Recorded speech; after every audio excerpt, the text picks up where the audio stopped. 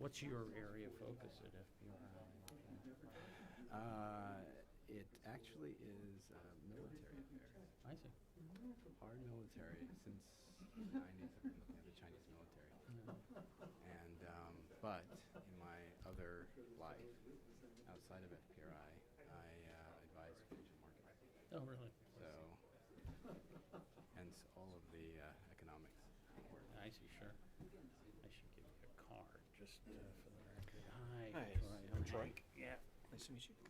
Troy, Felix. Nice to meet you. Good. Oh, thank you. There's a W-9 in there. Okay. If you could fill it out and get that back to us. Okay. All right. Thanks so much. And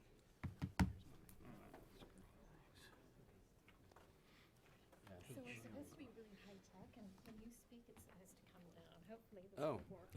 okay. Well, if it doesn't, we can just yell. If it doesn't work, Apparently, it will work. hopefully it will work. We'll start in This is the Wilson Center, after all. the pressure. We'll start in 2 minutes. Okay. So, Hank, Troy. Is that the order you want us to go in? Yeah. Okay. Yeah, I'll, I see you've done what I did, which is, oh yeah, I should add this or that. You're right.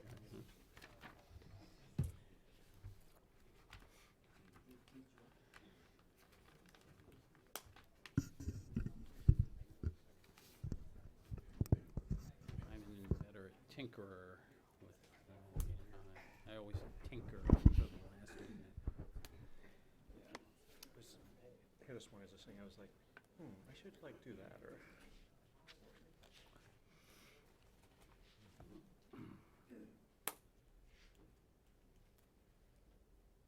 so we're going to start in 1 minute, if that's okay.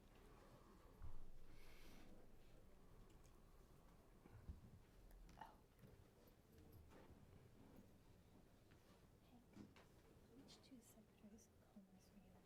Don Evans and Carlos Gutierrez.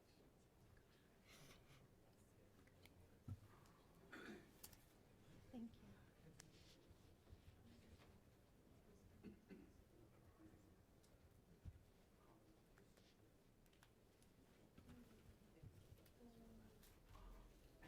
Oh, Yeah. We actually have all three, but given the event, emphasize the one there.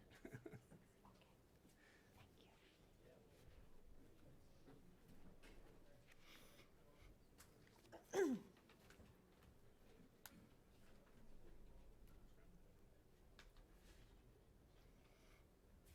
All right. Well, good afternoon, everyone.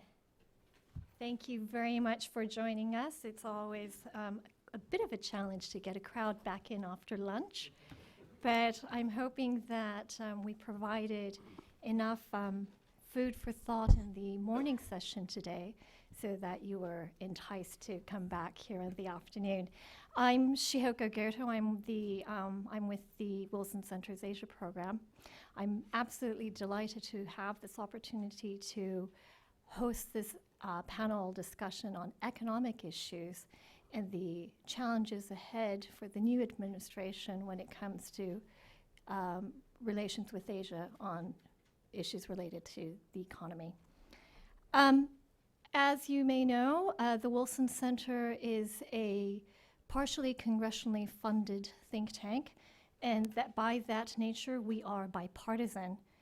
One of the good things, though, about this current election cycle is that because trade has been rejected by both parties, discussing trade is actually not a political issue. We're not actually favoring one party over the other. What is interesting, though, is that foreign policy and trade in particular has become such a central topic in the presidential debate. And trade has essentially become a de facto, a referendum on U.S. expectations for globalization. But the truth of the matter is that whether TPP does indeed go through or not, closer economic integration between the United States and Asian nations is going to be inevitable.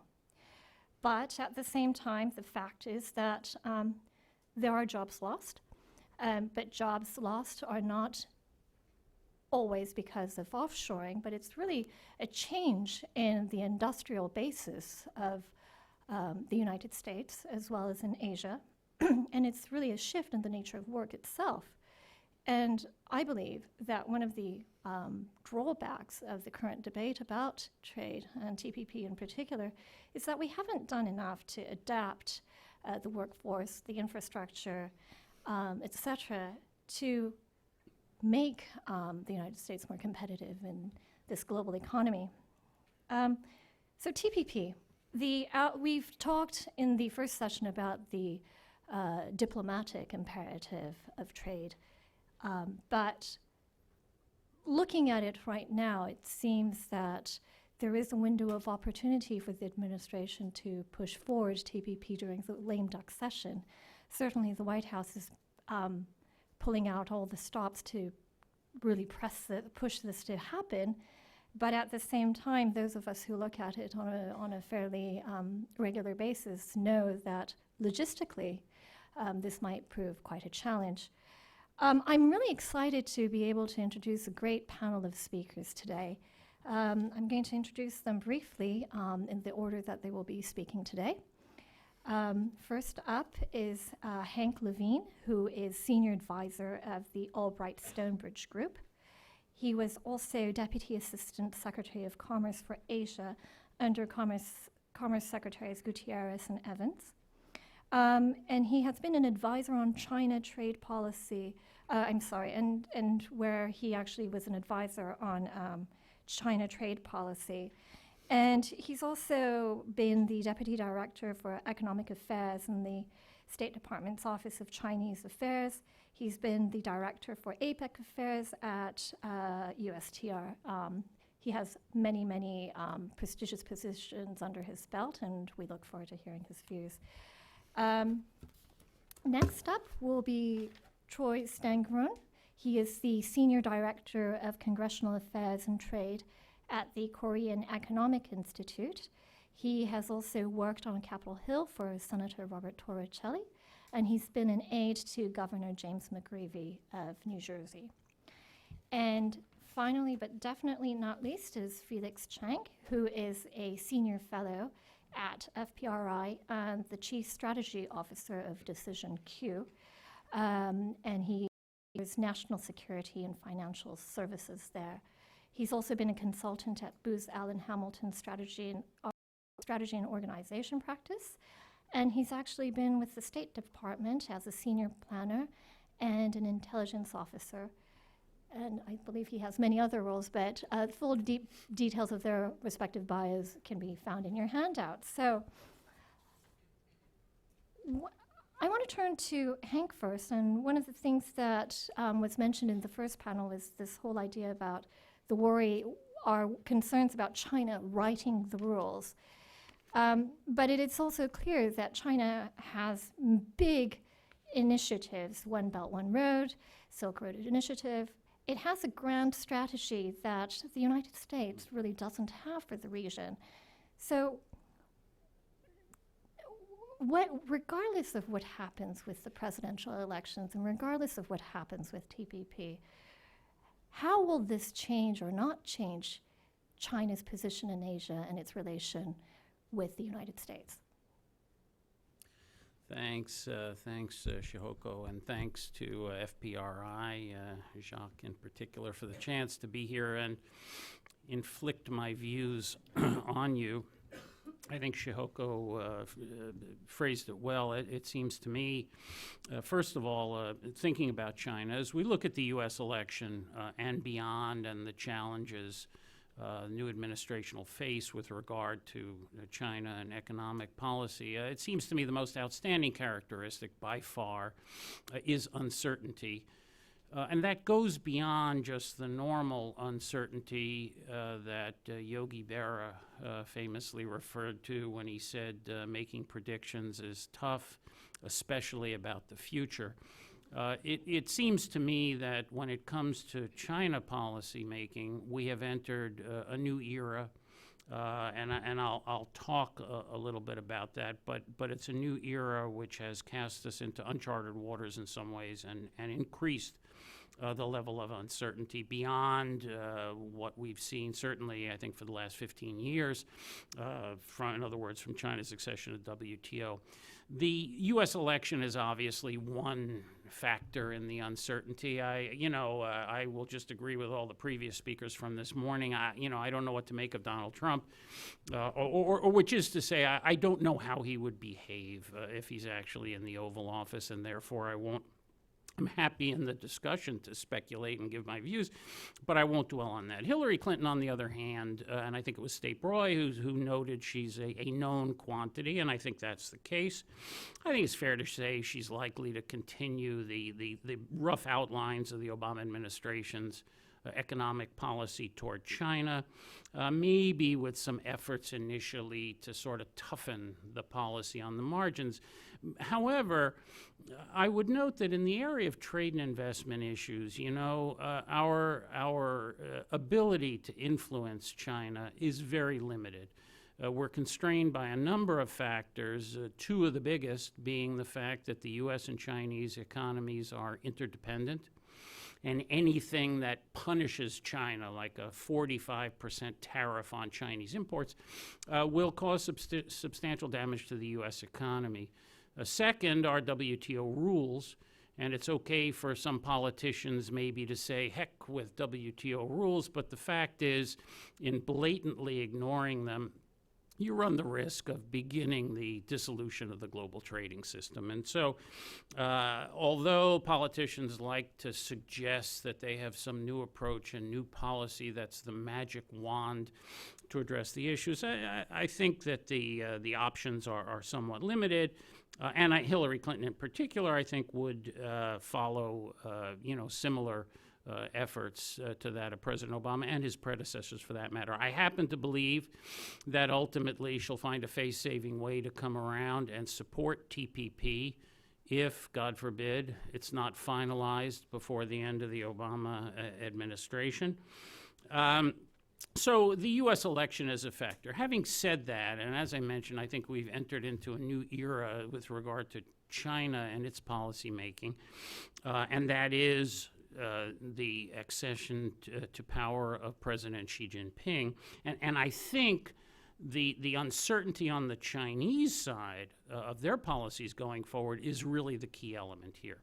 Of course, the outlook for the Chinese economy is one factor.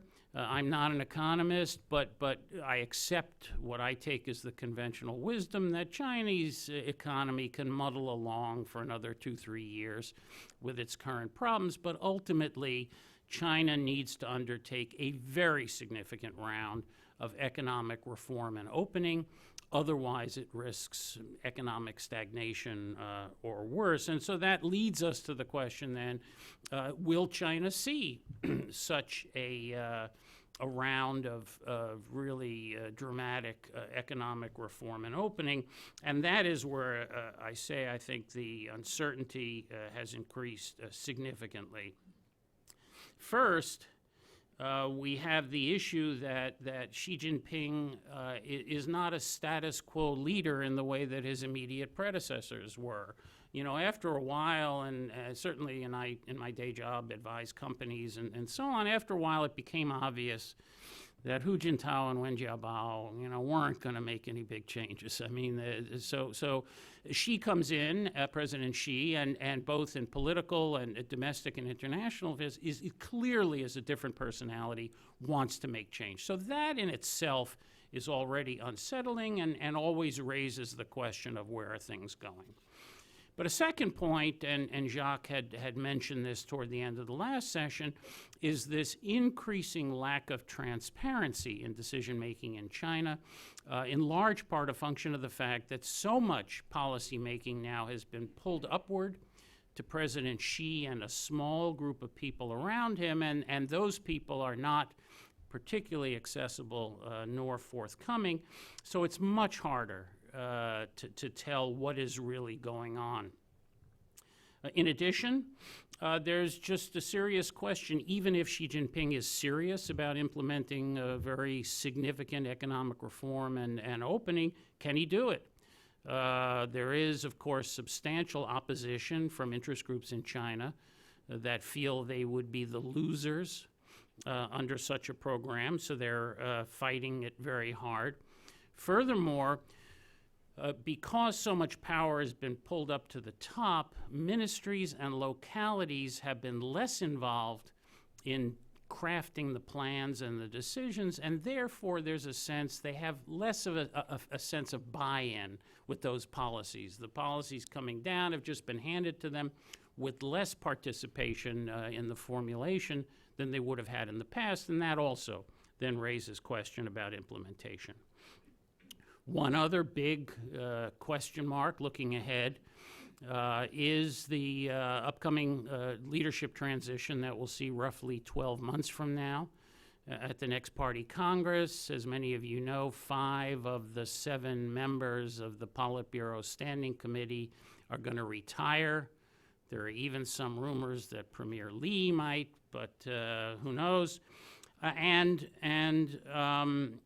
President Xi is clearly working very hard to ensure that his people fill the slots that are being vacated. And there's one school of thought, and I heard it recently from a very senior retired Chinese trade official, that once Xi has his own people in place, that will reduce opposition to significant economic reform and opening, and therefore we will see movement in that area. Now, I hope so, but again, really not clear whether Xi will get the political alignment that he wants, and even if he does, whether that will allow substantial movement on reform and opening. Finally, there's another intangible, which I know bedevils or is an increasing concern of the U.S. business community, among others. President Xi, over the course of his tenure so far, has promulgated a much more muscular and nationalistic approach on many issues. Seems to me it's a function both of his personality and his sense that now is China's time, and China has risen. Some of his efforts, to me, are benign or maybe helpful. The AIIB, the Belt and Road Project is a little more questionable regarding its utility, but nonetheless, these are not, in my view, damaging things. On the other hand, in the area of foreign trade and investment, there has been a subtle, or maybe not so subtle, impact from this increased nationalism that we're hearing. While President Xi and other senior leaders have endorsed the idea of opening the economy, allowing more foreign companies to come in, playing the nationalism card strengthens those within China who, for ideological reasons or national security reasons or simple protectionism, want to keep foreign companies constrained in the China market. And we're seeing that play out, particularly in some sensitive sectors. For example, information and communications technology, the ICT sector. So there's a question, how far can opening of the economy go if there's a continuing drumbeat regarding the danger of foreign influences, including in particular in key sectors? So we have a lot of uncertainty, and I think a lot of that is just independent. It's baked into the Chinese system now under Xi Jinping, and it's independent of who gets elected president of the United States.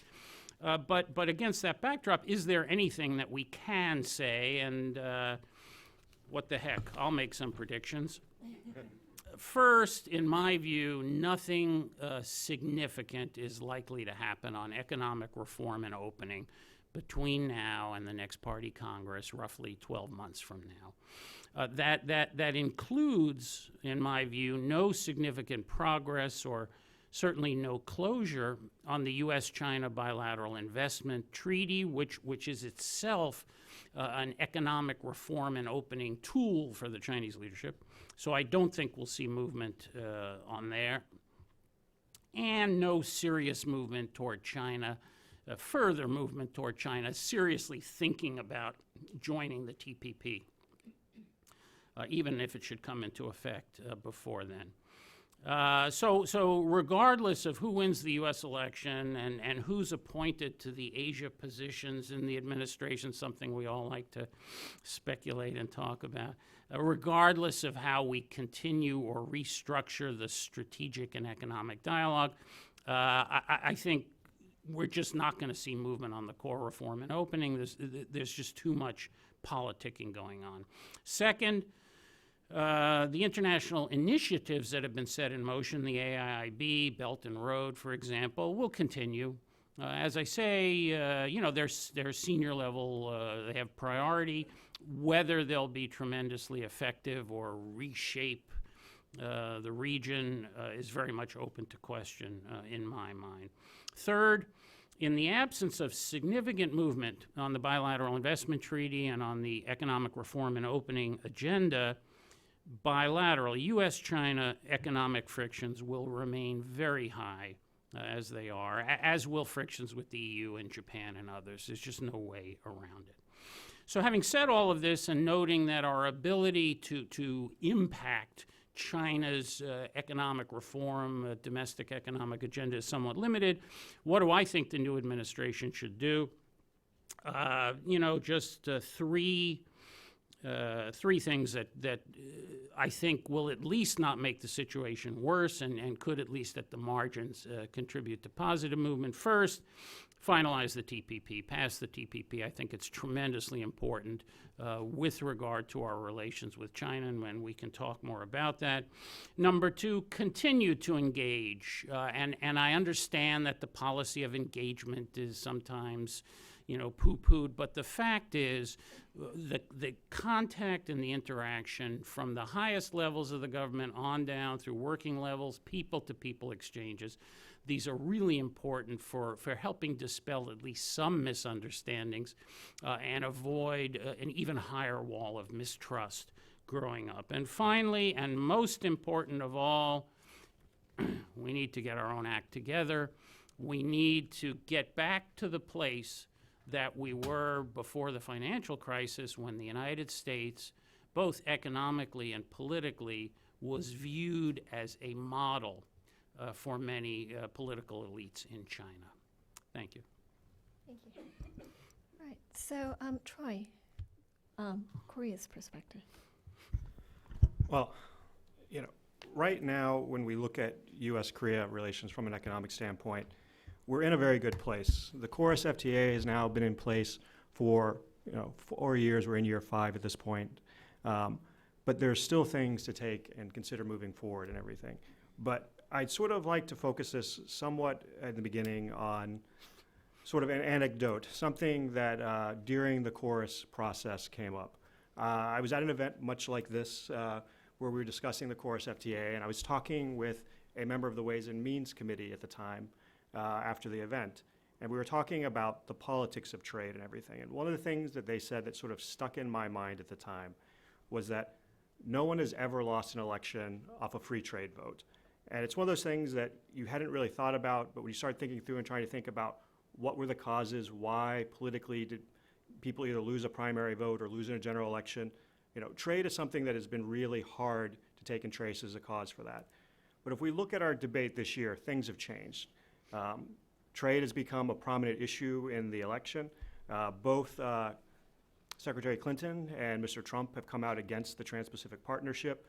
So we're at potentially an inflection point.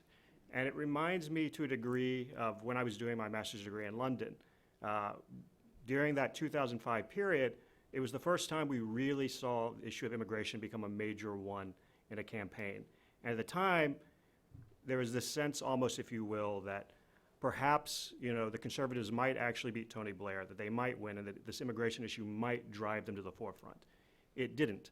And I wonder if on trade we're sort of at that point to where this is sort of this first real public wave, and that sort of how we proceed from here forward will determine how successful we are in trade policy 10 years from now or so. And so, when we look at U.S.-Korea relations and going forward, given the platforms that the candidates have laid out and everything, we have a situation to where, from Korea's perspective, well, Korea is not a party to the TPP. Korea would like to join, but if both candidates take and come into office, seek to take and amend the TPP and get what they would call a better agreement, from the Korean perspective, this isn't necessarily a difficulty because we have the course in place and Korea is going to take and eventually join the TPP. So from that perspective, you know, perhaps the current trade policy debate in the United States isn't that disconcerting. But when we look at this more broadly, you know, the region itself is changing. We have the RCEP negotiations going on. Korea is a party to those RCEP talks.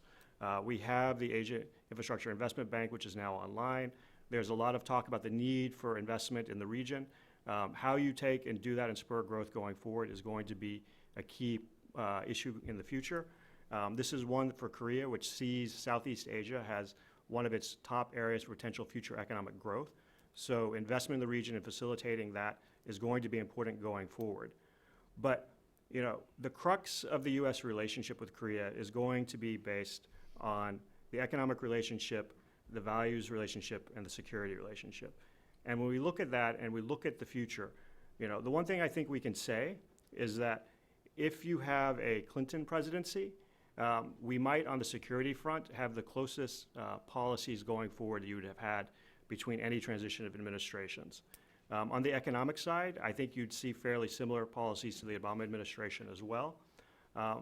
If we look at Mr. Trump, you know, Trump is the candidate of change in this election. You know, he is the one who has put out different ideas and different ways of going forward.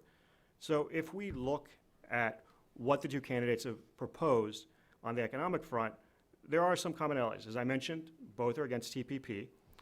Both have raised, even if in perhaps Mr. Trump's case, it's been more specifically in regards to China, the issue of currency manipulation.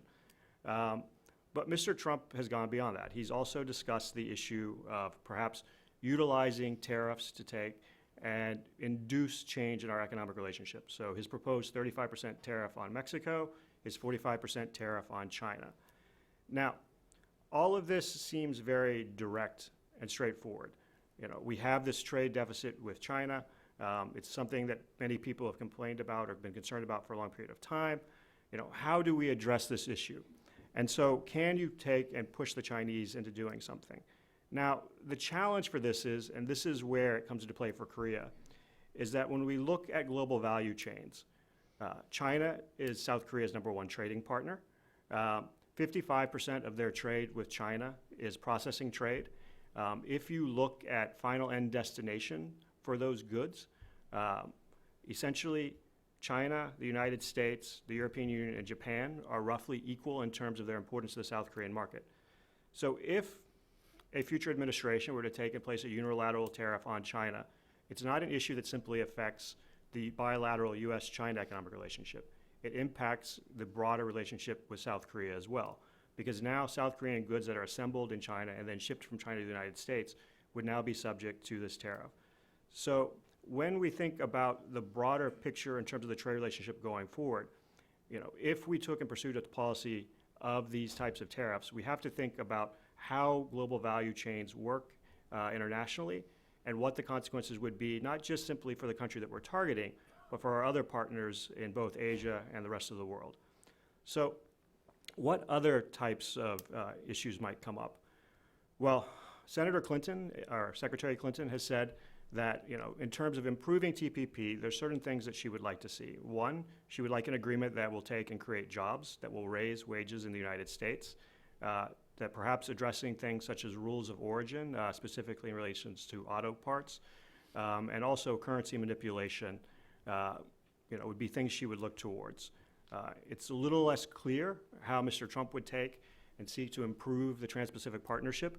But if we look at the issue specifically of currency manipulation, something which Mr. Trump has also mentioned, you know, this is something that's been building. We had recent legislation passed in basically parallel about a year ago with our extension of Trade Promotion Authority.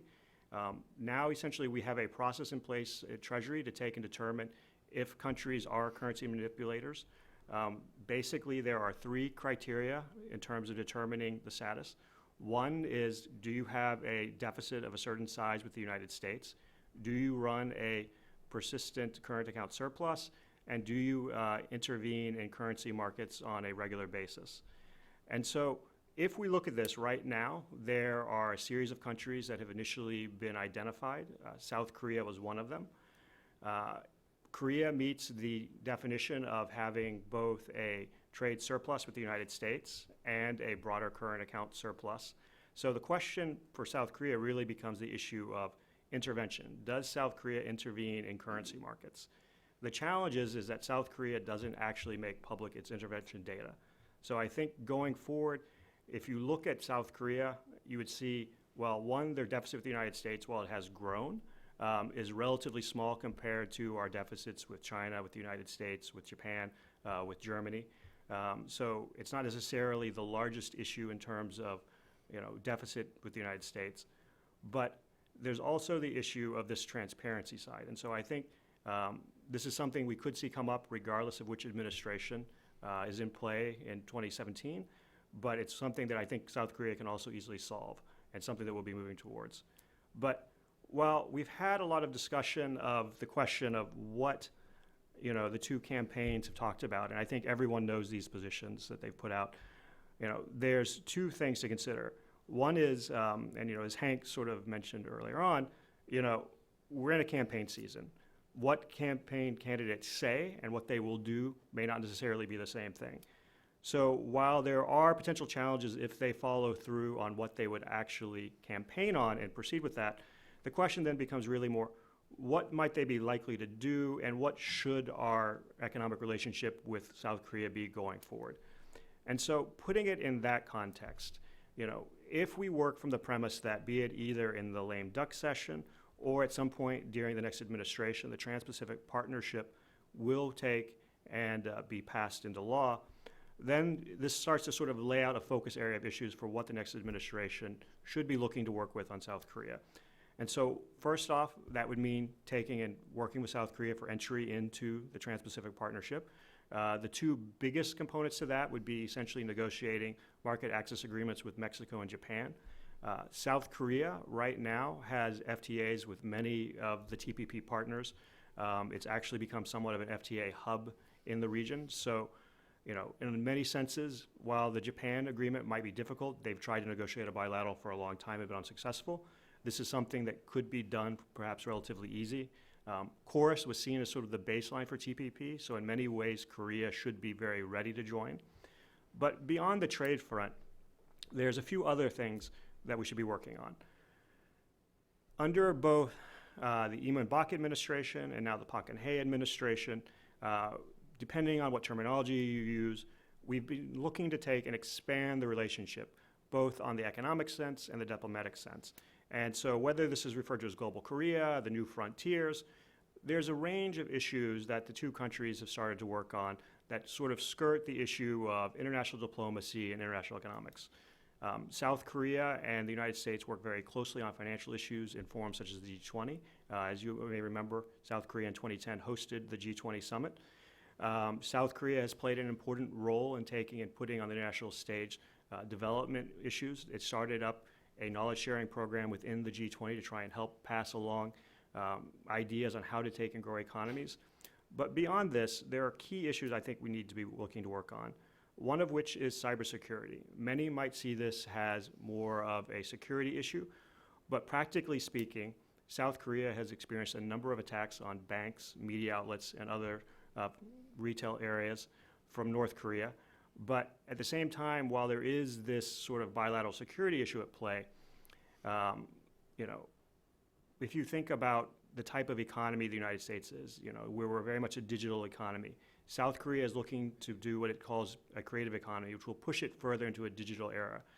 So as you move into things that are more IPR intense, that are more digital, cybersecurity, both from a national strategy standpoint and from a national economic standpoint, will be increasingly important. And beyond that, we also need to take and focus on energy issues. While Secretary Clinton and Mr. Trump have differing perspectives on what an energy plan should look like, South Korea is a key partner, I think, for this. One, if you consider that 85% of its petroleum is imported from the Middle East. Two, it has very few natural energy resources, so it's energy dependent on imports. South Korea is a key partner in terms of developing new types of energy technologies, taking and exporting U.S. natural gas and oil as well. So there's a lot that we can do on the energy front as well, I think. And with that, I will leave it there. Thank you. Thank you for that very comprehensive assessment. Before I turn to Felix, though, I'm actually a little bit struck that even though we spent a lot of time talking about trade and trade agreements, neither of you, neither Hank nor Troy, have mentioned the China-Korea bilateral free trade agreement that was signed earlier this year. And at the same time, you mentioned things like RCEP. Is that a deliberate thing because you don't see that to have much economic impact and it's more of a diplomatic tool, or is that some kind of oversight on either of your parts? Well, my view is that China, of course, has a large number of free trade agreements with a variety of partners. And judged by an American standard, they tend to be of a much narrower scope and a much lower level of discipline or of commitments. And therefore, look, I mean, I think it's a good thing for China to, pursue more FTAs, have more FTAs. But in terms of some overwhelming economic or strategic significance, I guess you're right. For me, it does slip. Many of those slip below the radar. RCEP, I guess there's some question as to whether how quickly RCEP can advance anyway. So I also tend, for that reason, maybe not to focus quite as much on it. Well, I remember when Korea and China finalized the FTA, there were a series of articles from people saying, this is a sign of U.S. decline in Asia, that now that Korea has this FTA with China, clearly the U.S. is being pushed out of the region. And, it sort of struck me for a series of reasons. One, KORUS was already implemented, so there wasn't really something for us to negotiate with Korea specifically. Yes, Korea could potentially join the TPP, but there were domestic reasons why that process has been slow. Two, if you look at the FTA with China, it's not up to U.S. standards. It is not to the quality of the KORUS FTA. Korea also has an FTA with the European Union, which is very, very similar to KORUS. So, China's FTA with Korea, while perhaps a step forward for China, wasn't of the same type of substance. And, it's important for South Korea for its own economic reasons because of the deep trade relationship between the two. But in terms of broader openings, it's difficult for a country which, while South Korea is a very important trade partner for China, if you're going to take and really be able to find a way to take and move China forward, there are limits bilaterally to what South Korea can do due to its own size. So you really need to be working in combination with other partners. Now, is RCEP a format where that can happen? It's probably going to be difficult there too, because while Korea and Japan negotiating together could probably push China farther, you're going to have other countries in Southeast Asia that probably want things to go as far as maybe Japan and South Korea would. So I think from a South Korean perspective, it's an important key agreement as part of their broader trade plans. But in terms of the broader regional issue, it's not quite clear in terms of how important it is relative to some of the other agreements. Right, and I think the more successful trade agreements are when all parties involved are forced to change for the better. And I think when we talk about TPP and the high standards that it pushes for, it is actually calling for change from the member countries. And we see that, for instance, with the emerging markets member countries in TPP. Vietnam is a very good example. It's had to change many, not just on tariff issues, but also on labor standards and environment standards. But that is for the betterment, not just for those member countries, but for international standards as well.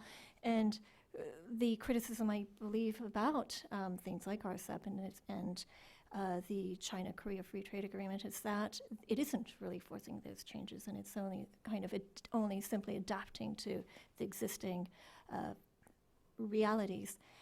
Okay, so Felix, You are our final speaker and also our only speaker who has a PowerPoint.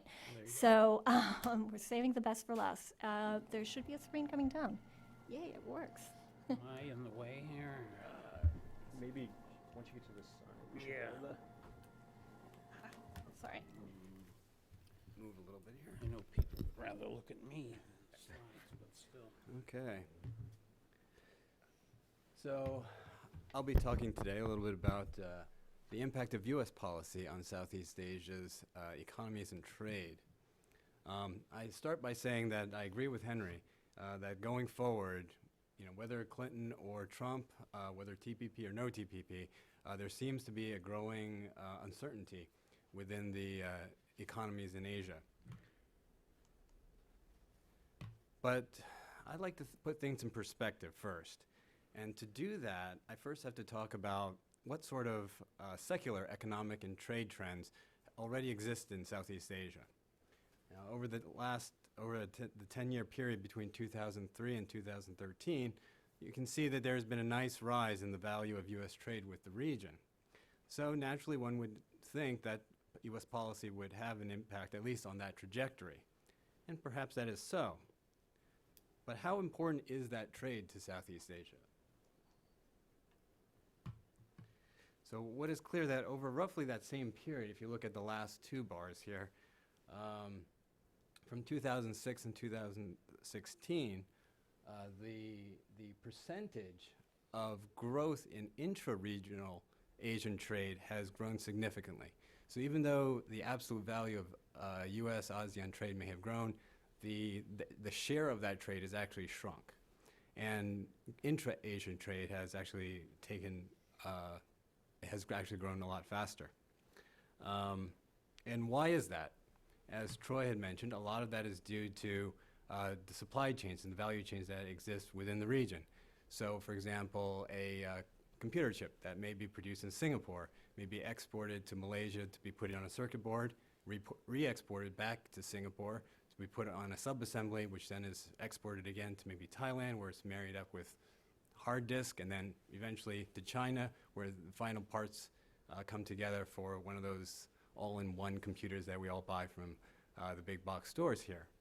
And certainly China has become a hub in this inter-Asia trade. The problem with that in the overall context is that the trade has become wobbly. And Asian exports have actually had a negative trend for the last few years. So even as intra-Asian trade has grown, overall volume of Asia trade has actually declined. And so it is with this backdrop, within this environment, that any efforts to spur trade or growth must perform. And whether those efforts are infrastructure development efforts like those sponsored by the Asia Development Bank, the One Belt, One Road, the Asian Infrastructure Investment Bank, or whether they're trade deals like TPP or RCEP, they all kind of exist within this backdrop. So, but since we're here to talk about U.S. policy in the context of the presidential election, the most direct way that U.S. policy affects Southeast Asia is through trade.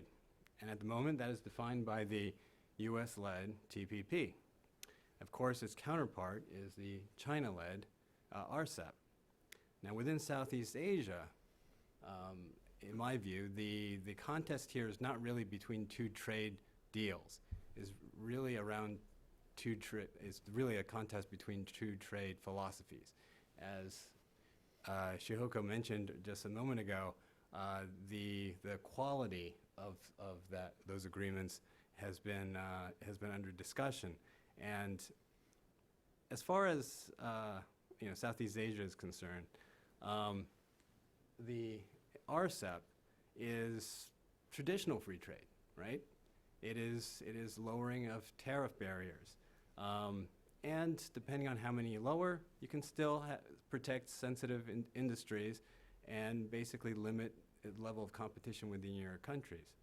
And for Southeast Asian countries who want export-led oriented growth, that's a positive thing. So what they see in RCEP is a way to kind of improve their supply chains, lowering selectively tariffs in order to facilitate the existing trade patterns that are already there. What the TPP offers is something different.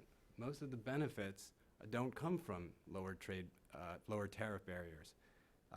They come from the harmonization of technical standards, as was mentioned before, the treatment of foreign investment, treatment of intellectual properties, and of course enforcement of labor and environmental standards.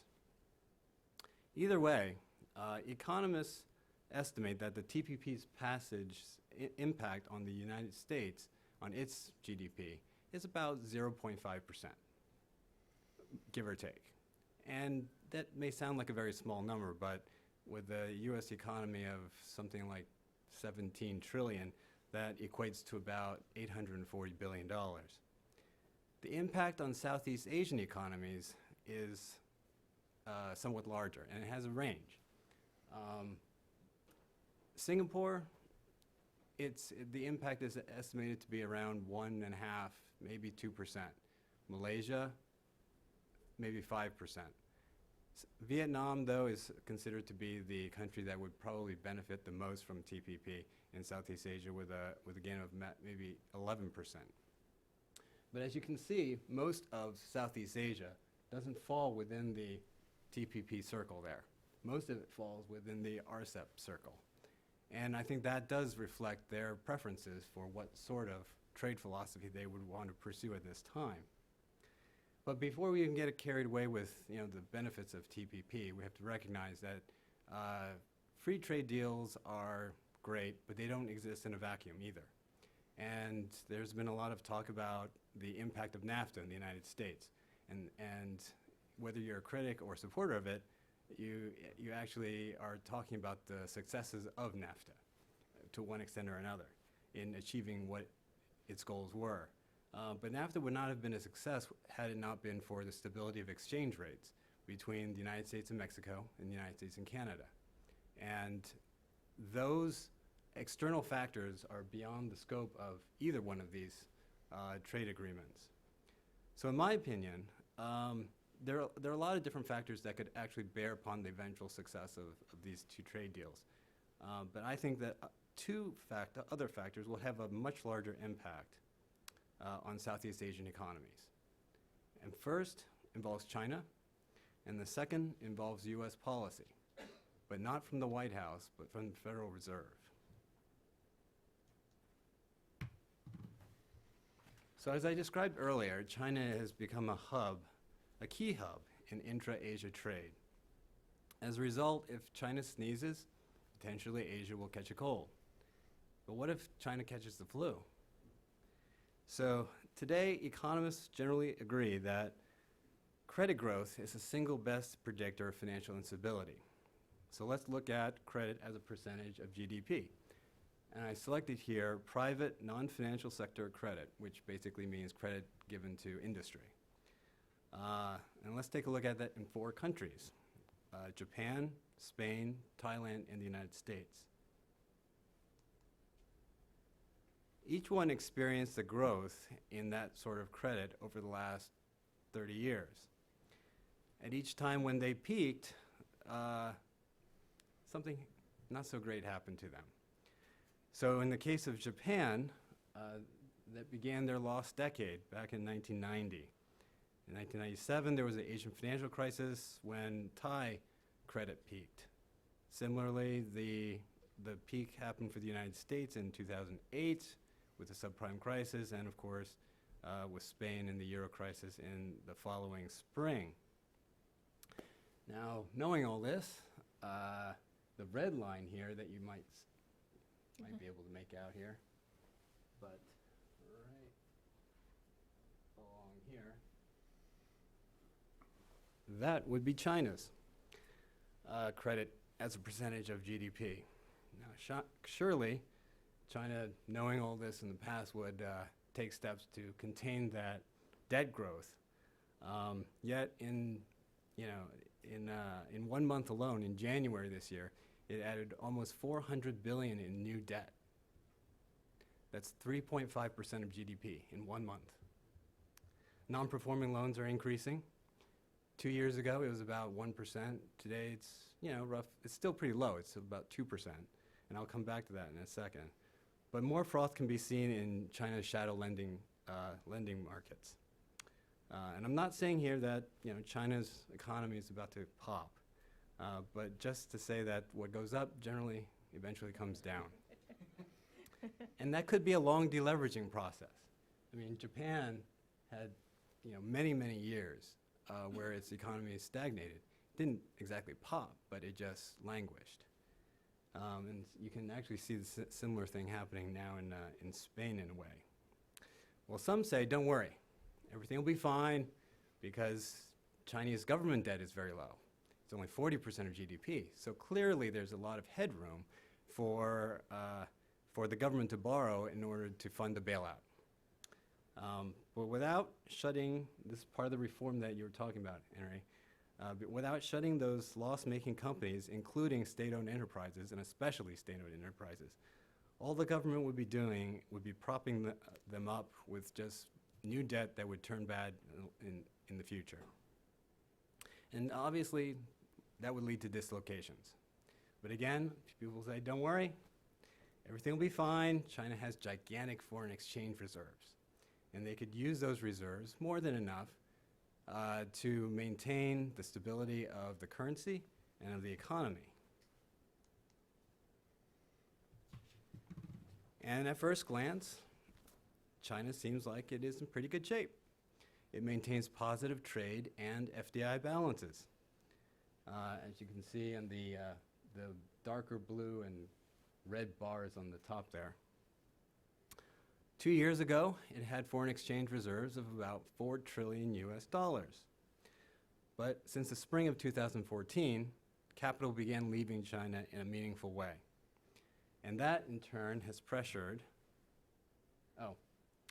before I actually get to that part, so $4 trillion about roughly 2 years ago now, but within a year and a half, that has fallen to 3.2 trillion. So within the span of about a year and a half, 800 billion in foreign exchange reserves are gone. You could do the math as to how long it would take if there was a crisis. But that in turn has pressured China's currency.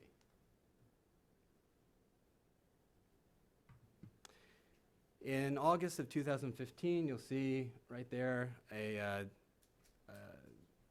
the Chinese efforts to hold the value of their currency afloat. Finally, the government finally relented and allowed a 2% devaluation. And since then, it has allowed its currency, in fits and starts really. It has taken steps to alternatively prop up its currency and then weaken its currency. And I can tell you right now, it's confused people in the markets. But generally, Chinese currency has continued to devalue further. And it is my prediction that China's currency, which currently stands at around 6.67 to the dollar, will probably devalue to around 6.8 to 6.95 within probably the next year. But that, in turn, pressures China's debt markets because about $1 trillion, out of China's $28 trillion worth of debt is actually dollar denominated. So you think, well, that's a small amount. That's about 6%. But remember the non-performing loans that were sitting at 2. If those are the ones who go bust next, that could add maybe 6% to the overall non-performing loan balance. So where are all these capital flows going? They're going everywhere. So they're being seen here in the United States in higher real estate prices. In 2012, which is not on this chart here, Chinese investment in U.S. real estate was lower than $1 billion a year. In 2013, it was about $1 billion. In 2014, it was $14 billion. This year, we're finishing up Q3, it's already $20 billion. You can see it in the United States real estate market. You can also see it in Europe. They're buying with Chinese funds, German technology companies. I was reporting in the New York Times, I think last week, the uptick, and you can also see it in the future potentially in Southeast Asia. So in October of 2013 was when the One Belt, One Road initiative was announced, along with the intention to develop the Asian Infrastructure Investment Bank, which was ultimately launched, I think, in January this year. But you kind of get a sense that they kind of know what was coming, and they're trying to use the best, they're trying to make the best of the situation that they're in, and they want to make the most out of the value of their currency while it still has the value that it had. And so you can kind of see that they're trying to take steps to push the money outside of the country. Now, what does all of that mean? Well, for Southeast Asia in particular, should China's economy have anything other than a soft landing, Southeast Asia, is likely to be negatively impacted. I mean, consider the fact that all the countries affected by the Asian financial crisis in 1998, all put together, accounted for a far smaller share of global output than China does now. So the impact will be very severely felt. So if things go bad, they could go bad very, very badly.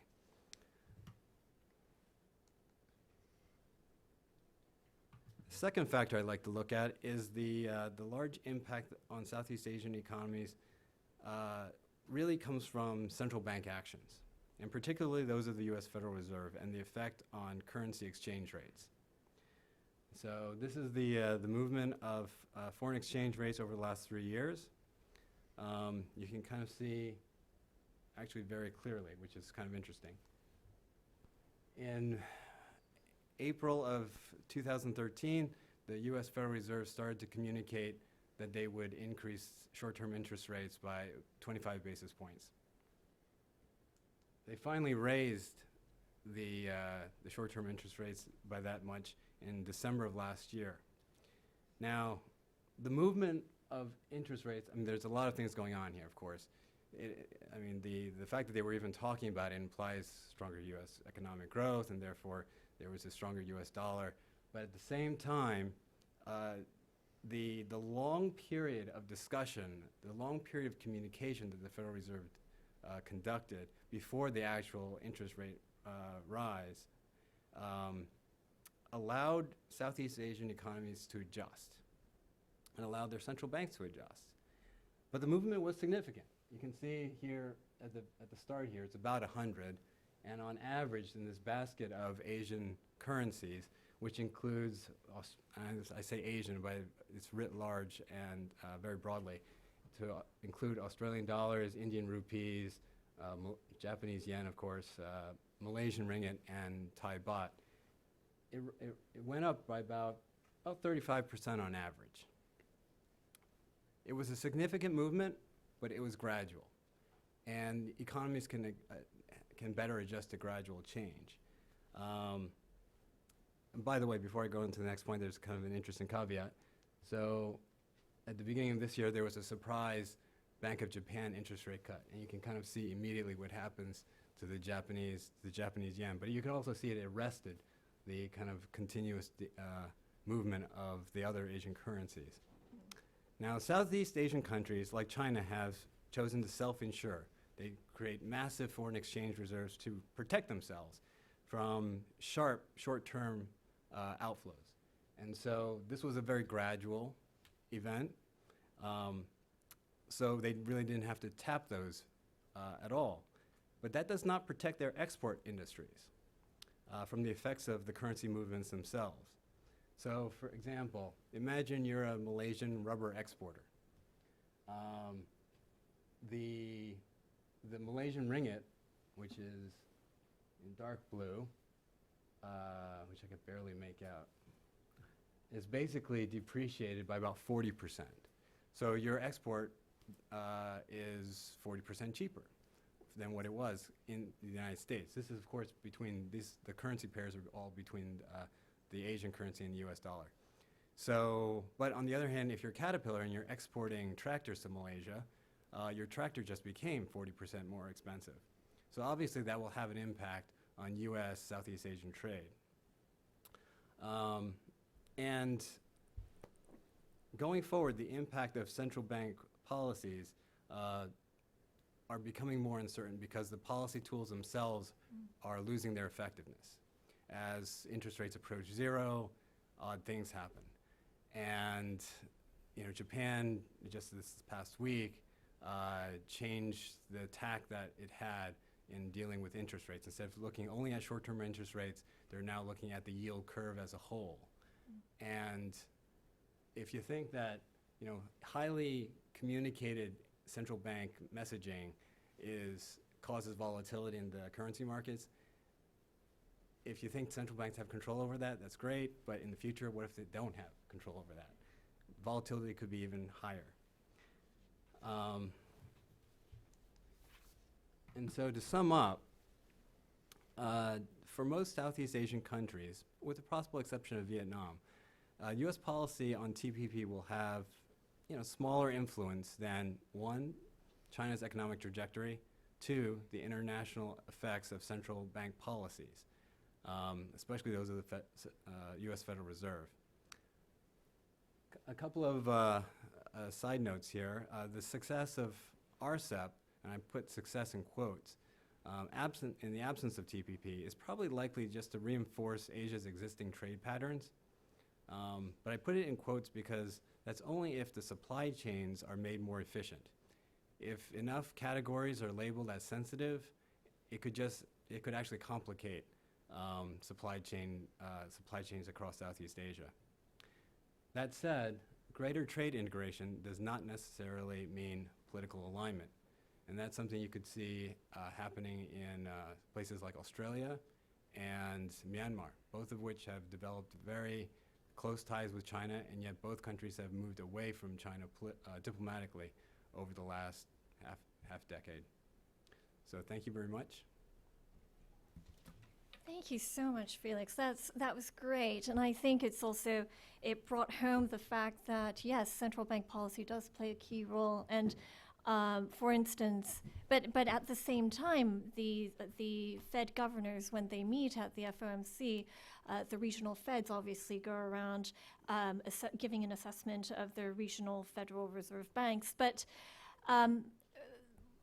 what impact those Fed decisions have on foreign governments is never taken into consideration. I think someone like Lael Brainerd saying that actually the Fed should consider the impact that it has on other central banks was actually seen as very, very controversial, and it's unlikely to be something that would be factored into the Fed in a comprehensive way moving forward.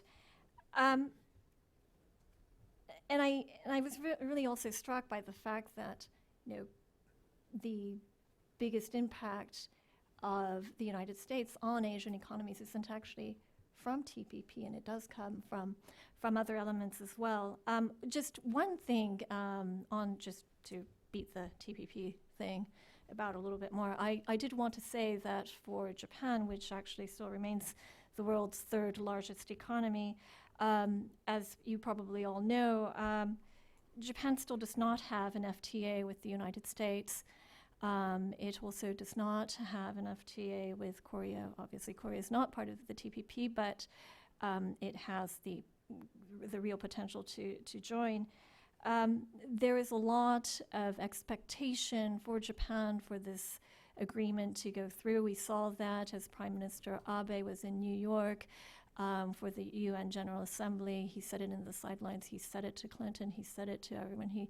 He saw that it is imperative for the United States to be on board with TPP as it is, and because it will, of course, increase efficiencies in global trade and reduce costs, enhance supply chain management, etc.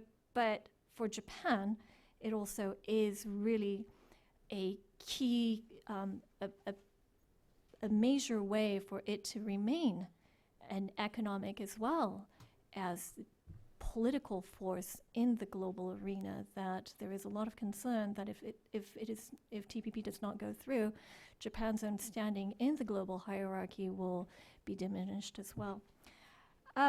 We have, before I actually turn the question to the floor, I wanted to ask, Hank, do you have any comments about what Felix said about China's prospects, hard landing versus soft?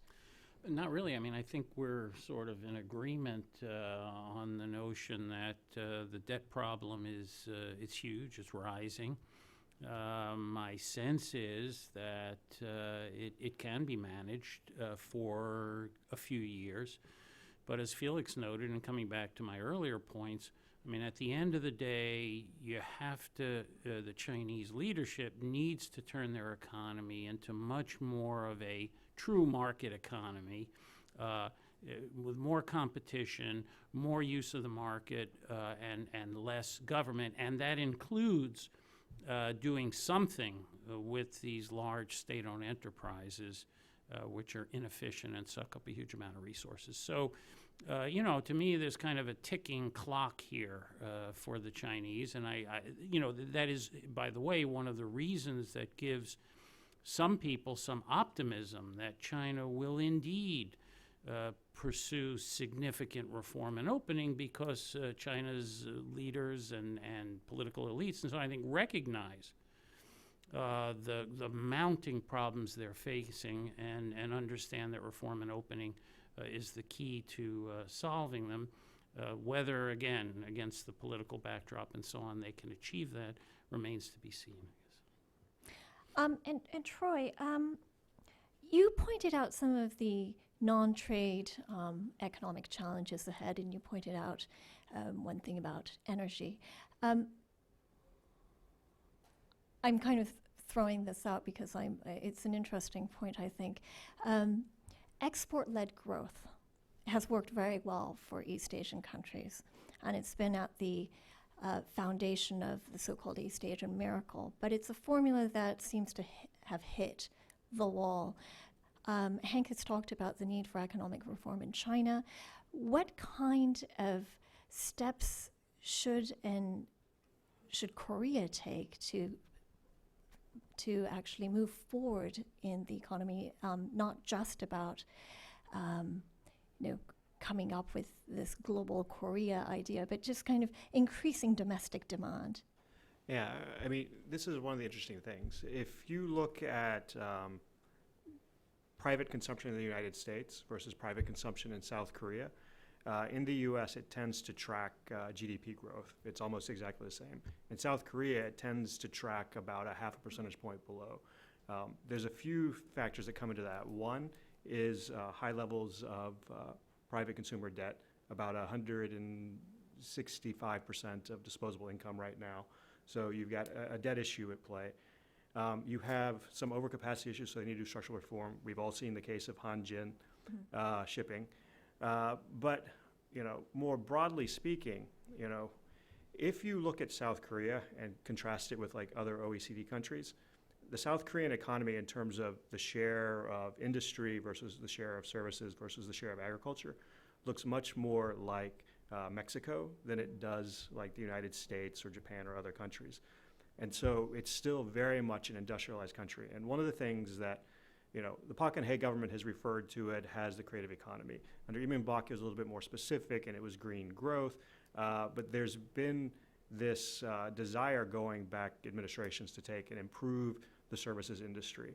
And part of that plan was, and the Roh Moo-hyun administration was quite explicit about this, that the FTAs with the United States and the European Union were about opening up the services market, injecting competition, and reforming that. And so there's still a lot of work that needs to be done in terms of financial services, you know, retail services, and other things in terms of creating those types of job opportunities. Now, the challenge for South Korea going forward is sort of twofold.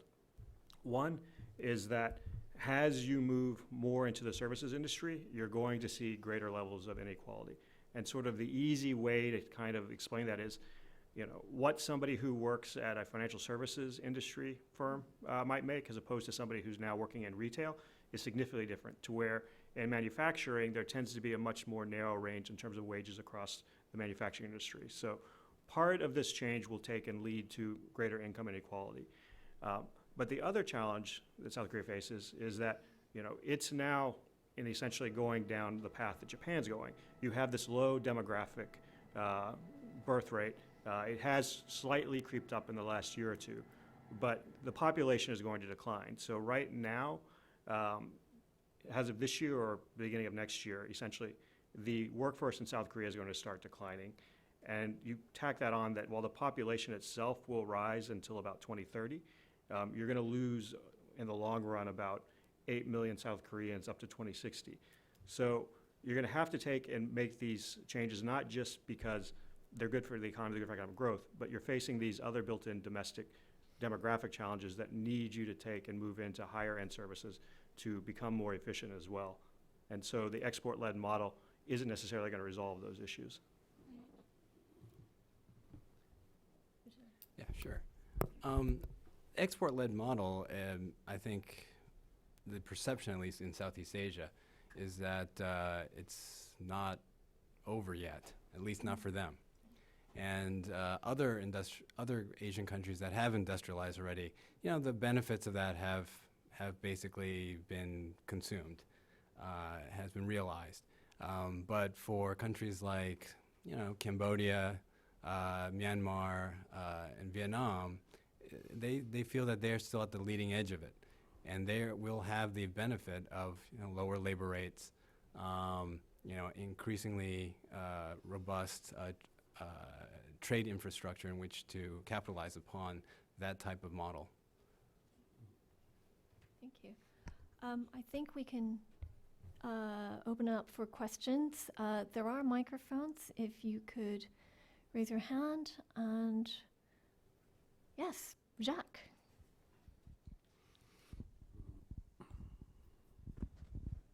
Thanks. I wanted to ask, I'll keep it to two short questions. One is, you've talked about the bank debt side.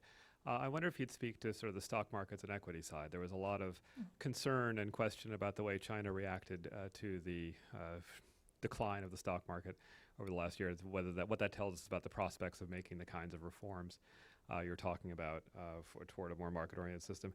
And that's to anybody. And the second one's a bit more to Hank. A lot of people say what's kept the U.S.-China relationship in general on course is the business side of the relationship has been pretty good. And since you deal with that sector, how seriously should we take the complaints one hears about American businesses of selective use of the anti-monopoly law, selective national security review, on the unlevel regulatory playing fields, and have the whole litany of complaints which seem to have gone up in recent years? Okay. Yeah. Well, just very briefly, I guess, regarding the handling of the gyrations in the Chinese stock market over the last few years, especially 2015 into 2016, I guess. In a way, so your question was really what does this imply about how capable China is to guide its economy through the next 2 to 3 years, even just to muddle through, as Henry was saying.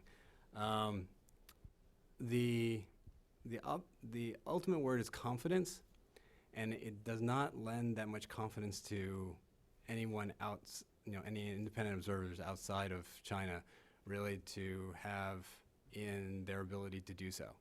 So again, I go back to the how China has sought to manage the currency peg. I mean, they've vacillated between going 1 month loosening, the next month propping up, the next month loosening, the next month propping up. Like, what the heck is going on? And so it gives a sense that there is either indecision internally within China's policy-making organizations, or that they just may not be on the right course. And so, the ultimate word here is confidence, and it doesn't give that much of it. With regard to the business community and how that plays in, I would say the following. It's my view that U.S.-China relations today, from a certain perspective, overall U.S.-China relations are arguably the worst they've been since Richard Nixon stepped off the plane in 1972. Again, not that we're shooting at each other or anything, but in terms of the levels of mistrust and suspicion on both sides. That is the result, in my view, of a number of factors, but one of them has been the increasing concerns by the U.S. business community over Chinese policies and their future in the China market. The way I describe it is I like to say that if one could summarize the views of U.S. companies, let's say 10 years ago. I think the companies would say, number one, we're really angry about a lot of Chinese government policies that restrict us and intellectual property rights are not enforced strictly and so on. However, number two, we're making a lot of money and we certainly don't want to destroy the relationship. Number three, though, we kind of feel that, China joined the WTO. They're implementing their commitments, not perfectly, but slowly, very slowly, but surely the situation is maybe getting better. China's moving in the right direction, more market, more competition.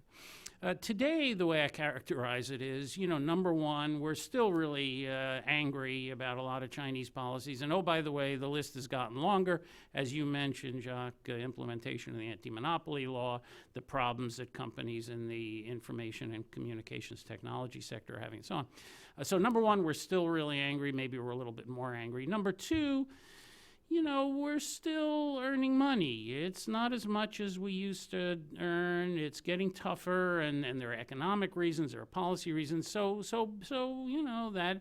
But number three, increasingly we're concerned that China's policies on trade and investment are moving in the wrong direction. That the Chinese government increasingly is intervening in economic and commercial matters in ways intended to support Chinese so-called national champions, support Chinese companies.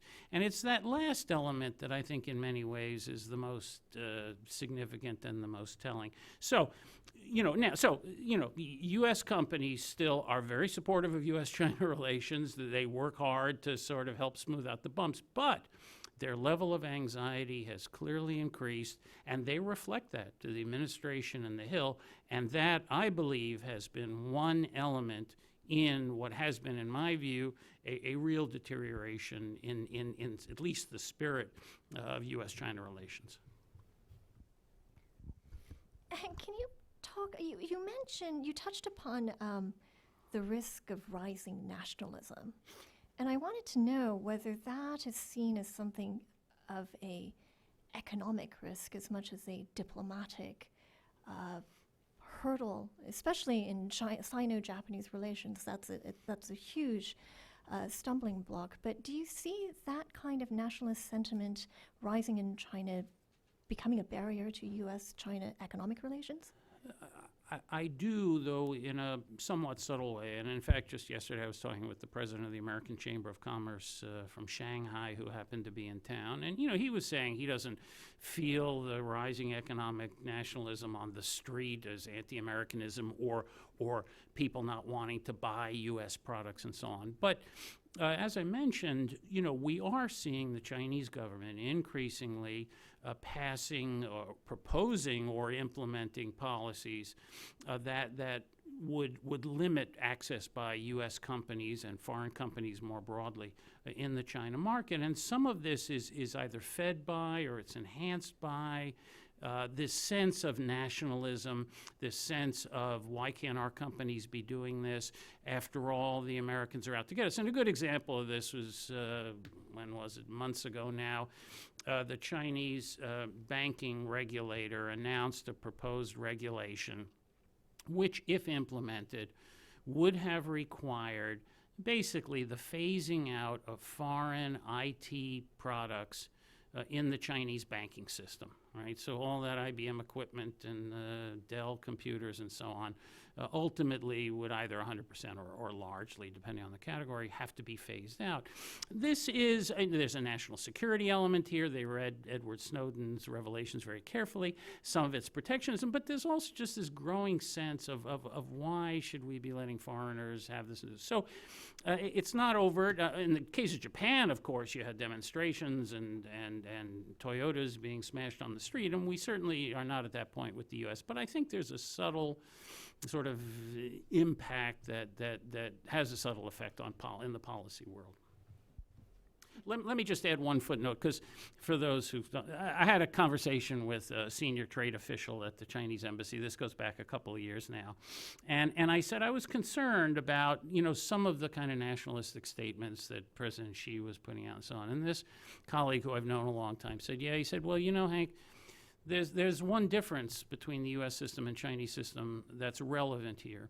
He said, in the Chinese system, lower-level officials, of course, will try very hard to figure out what signals are coming down from above. What's the policy direction? He said, but not only that. Once they think they understand the direction of the signals, they will carry it even a step farther to show how supportive they are and how zealous they are. And so if the signals coming down are beware of foreigners and Western ideas and foreign technology, in my view, that tends to get a little bit amplified throughout the system. And so I think there is an impact. Thank you. The gentleman in the pink shirt. Thank you. I have a question for Mr. Levine. The focus of the panel was on international trade, or more specifically Asia-US trade, and you mentioned repeatedly the absolute need for China to implement significant reforms in order to avoid dire circumstances. But isn't the real challenge of Chinese economic reform balancing domestic demand between investment and consumption, and to deal with the overhang of insolvent debt? And if those are really the key issues, how does it relate to foreign trade? That wasn't clear to me. Yeah, of course, let me say that to a certain extent, I think the domestic reforms, increasing competition, more use of the market mechanism, get in some sense caught up with the overall plans for the restructuring of the economy, more emphasis on services, less emphasis on manufacturing, more domestic consumption as the driver of the economy. So in some sense, they're all part of the broad plan. But what I would say is, coming particularly out of the policy world, as I do, and thinking about dealing with China for a new administration, the reform and opening is tremendously important. Because, and coming back to Jacques' questions, there is this growing frustration and even anxiety on the part of the U.S. business community about their access in China going forward. There's increasing unhappiness over the fact that Chinese companies, with few exceptions, can pretty much come into the U.S., acquire U.S. companies, make the investments they want, while on the other hand, U.S. companies are restricted from investments in many sectors in China. So from a political and a bilateral relations point of view, things like a bilateral investment treaty, which would remove virtually all of those barriers to investment that American companies face in China, the implementing reform and opening so that decisions, commercial decisions, can truly be made on a level playing field. It's not government intervention. It's just the operation of the market. Those are tremendously important. Aside from the economics, they're tremendously important in terms of the U.S.-China relationship. Now, certainly, and I think Felix can probably speak to this, or Troy, better than I can, I mean, certainly the restructuring and rebalancing of the Chinese economy is very important for China's growth going forward, particularly because, coming back to an earlier question, I think the Chinese are among those who have realized that their previous model that has driven the China miracle, heavy investment and exports, that model is bumping up against its limits, and therefore they do have to restructure and look at domestic consumption and so on. And some of those policies have benefits for U.S. companies. U.S. companies, like say, if China has a wave of consumerism, I think there are a lot of U.S. companies that feel, hey, we know something about satisfying U.S. consumer demand, so they see opportunity. Services is another area. The Chinese are trying to increase the role of services. Again, lots of U.S. companies that are services providers feel very optimistic if they can get the access. So anyway, just to say that my focus was a little bit more on the sort of bilateral, the policy side, but they're all interrelated.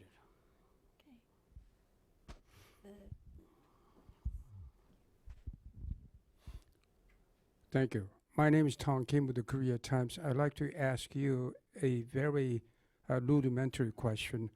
Aside from the political argument of who writes the rule in the region, I'd like to ask you about the compatibility between RCEP, and TPP. More specifically, there are two groups of nations who either just on the side of the RCEP and other countries affiliating with TPP, assuming that TPP eventually will come around to exist. Now, what are the gains or losses for those countries that have dual membership, joining, like South Korea, for example, trying to join RCEP and TPP as well, and those who not? And one other question is, until a few years ago, everybody was predicting that China will surpass the United States in terms of GDP, but with all the problems of development and opening or not, and stagnation, that nobody's talking about it. Anybody used to think China would at some point eventually surpass the U.S. in terms of GDP. And finally, it is my understanding, I haven't checked these figures recently, but China has as much as over $1 trillion in treasury bills. Why are they keeping it in the treasury bills? If they count a bigger problem, would they throw them out, withdraw from the treasury, and how that's going to affect the U.S. economy? Do you want to take the RCEP TPP? Yeah. So, all right. The first question on the losses and gains. So, for Korea specifically, let's work on the assumption that both RCEP and TPP happen. Being in RCEP but not in TPP means there'll be a small net loss in terms of national wealth for South Korea. I don't remember exactly. I want to say it's like $2 billion, but ultimately it's very low at the end of the day. It's nominal. Joining TPP would lead to slightly smaller benefits for South Korea than it would being in RCEP. There's a couple reasons for that. One is that TPP, because the United States and Japan tend to be the two largest components, and you already have a free trade agreement with the United States, the benefits would largely come from Japan and to a lesser extent some of the other countries. The reason you have higher gains from RCEP is South Korea's FTA with ASEAN is probably a mid-level type FTA, so there's still a lot of gains to be made from further tariff reductions with ASEAN. So that's why, if you look at it in terms of the estimates, which Michael Plummer and Peter Petrie have done multiple times, and pretty much everybody references, the Peterson Institute has the numbers, you'll see that. The biggest gains for South Korea, though, ultimately come to her if you could reach what is nominally referred to as a free trade area of the Asia Pacific, which gets to, I guess, your first question, which is, are the two agreements compatible? People talk about, well, could TPP and RCEP merge? That's probably not likely. So there's probably two paths forward if we ever reach to a free trade area of the Asia Pacific. One would be as TPP was designed to have other countries join. So over time, you could see other countries join.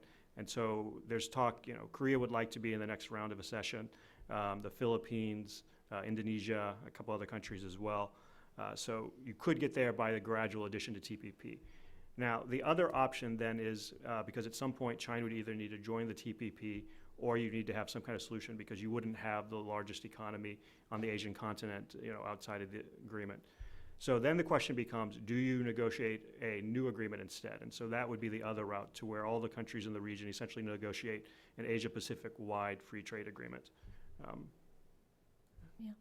And I don't think one should underestimate the political dimension of RCEP, because it does bring countries like Cambodia and Laos into a free trade vision that they might have otherwise not been able to be part of. And as Troy said, if the overall ambition is to have a greater Asian free trade agreement under FTAP, then this is certainly the one step in the right direction. Of course, critics, especially here in the United States, would argue that the standards are low, but I don't think you should underestimate that power to actually bring together countries under one vision.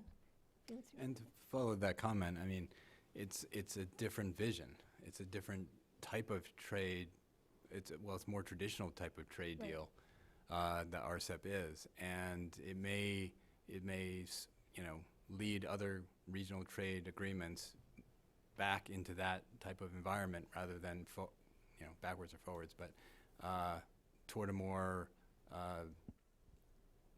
Western European or American way of thinking about free trade agreements into the future.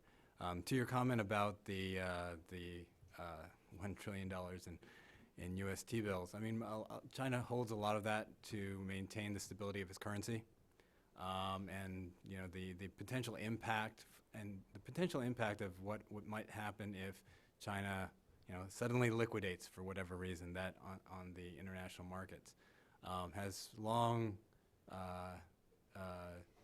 concerned observers for, as it concerned me. I think I published a paper on that, actually, now that I think about it, probably 7 years ago. But it just so happens that China, when it began to liquidate last fall, as it was dealing with gyrations again in its economy, the international markets picked up the treasuries very quickly. And so there was actually an article in the Wall Street Journal about how unusually calm it all went, because the demand for U.S. treasuries has been so great. Let me just add, if I could, on that T-bill question. While certainly one, I guess, could imagine circumstances under which China needed to or decided to dump all of its T-bills quickly, the fact of the matter is China has, to the extent that doing that would harm the U.S. economy, China has a very strong incentive not to do that. The Chinese leaders wake up every morning and they're mostly thinking about other things, but to the extent they think about the U.S. economy, they hope it stays healthy, right?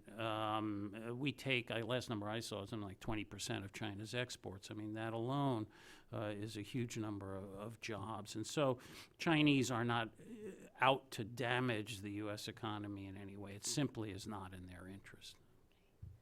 I'm afraid that all good things must come to an end, and we have reached the end of not just our panel discussion, but of this conference that the Wilson Center has been fortunate enough to host jointly with FPRI. So with that, if you could join me in thanking our stellar panelists. And I want to thank you all for being here until the bitter end. And I know that Jacques has a closing remark. It's going to be very, very brief because we are up against it.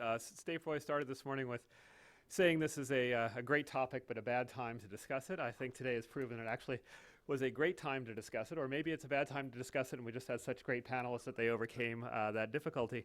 But I think part of our idea in putting this together was not so much to predict the impact of the elections, but rather to assess the challenges that would be facing whoever won, and something in the spirit of giving oblique advice on the pluses and minuses of various ways of addressing those relatively predictable problems. And I think we've had an excellent cast of characters addressing it, from Steve Roy with his keynote in the morning, my co-panelists in the later morning session, Shamit Ganguly, John Haynes, Robert Litvak, and this excellent panel you've just heard from now with Felix Chang, Hank Levine, and Troy Stangerone. And last but far from least, my co-organizer, my partner in crime on this, Shihoko Goto. And I would like to thank the staff at FPRI, who are my colleagues, and the staff at Wilson Center, who are Shihoko's colleagues, for really making this operate so well and so smoothly. And last but not least, thank you all for your great questions and your extraordinary stamina in putting up with all this. Thanks. I hope to see you at our next event. Thank you. No problem. Thanks so much. Glad you give me just a minute to fill that out for you. I'll be good. I'm gonna take this down.